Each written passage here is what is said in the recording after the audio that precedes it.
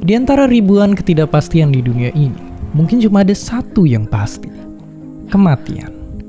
Tapi kayak yang kalian tanyain ini, apa juga jadinya kalau kita itu bisa hidup selamanya?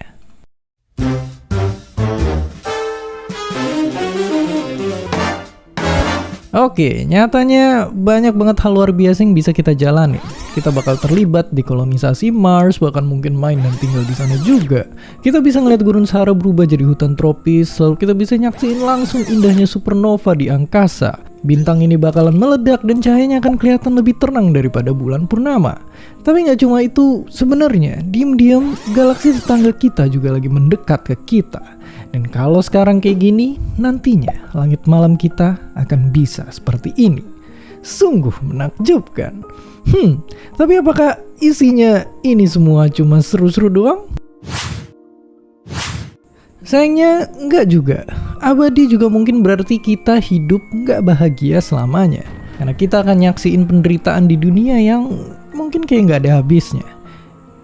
Contohnya kita akan ngadepin dampak paling serem perubahan iklim, ngeliat bumi dilahap matahari, dan tentu aja ngerasain orang-orang kita sayangin ninggalin kita satu persatu.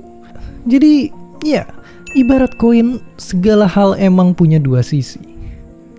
Tapi terus emangnya seberapa mungkin kita manusia hidup abadi?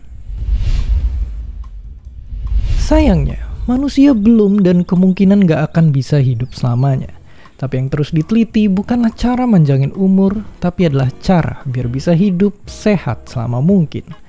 Karena repot juga kalau umur panjang tapi cuma jadi kakek nenek jompo yang gerak dikit langsung keseleo. Dan nyatanya emang ada terobosan ilmuwan yang gunanya untuk nunda penuaan.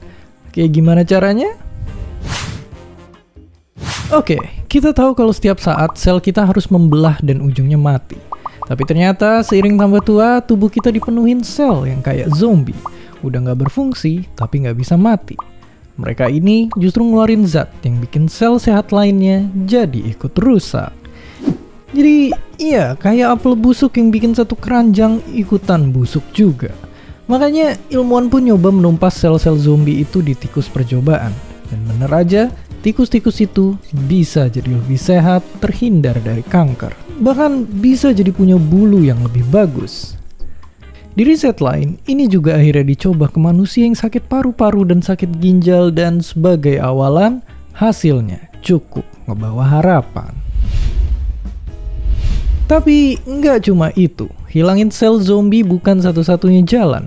Misalnya para ilmuwan terus berusaha ngembangin obat yang bisa banyakin jumlah zat ini di tubuh kita. Soalnya seiring usia jumlah zat ini menurun dan berkaitan erat sama penyakit kayak kanker, pikun, atau sakit jantung. Lalu di luar kedua ini pun masih banyak yang bisa diteliti. Ini semua kayak lagi ngerangkai puzzle, semuanya bikin satu gambaran besar tentang penuaan manusia dan cara ngakalinnya.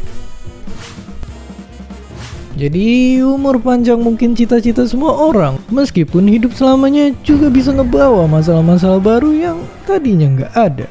Tapi kalau dikasih kesempatan memilih, kalian mau hidup berapa lama? Dan seperti biasa, terima kasih.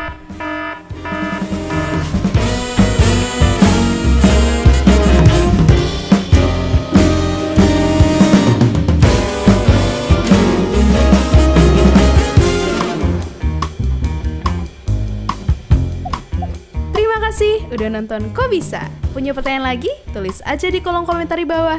Keep asking and stay curious.